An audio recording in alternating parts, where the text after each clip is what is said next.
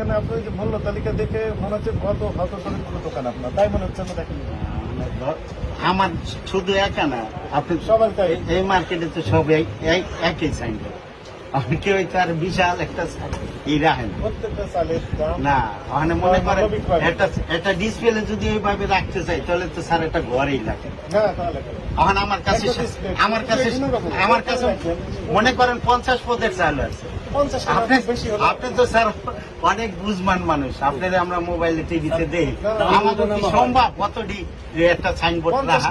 এটা just excuse. আপনারা মনে করেন যে এই ওয়ালটা ফ্রি, টানাই দিলে মনে করেন যে 100 লাখ আপনারা শোনেন, আপনারা আইনের লোক, প্রশাসনের লোক, আপনারা যদি পেঁচ ধরেন আমাদের এই বাঁচার কোনো উপায় নেই। 13 আইন প্রশাসনের লোক আমরা কেউ না।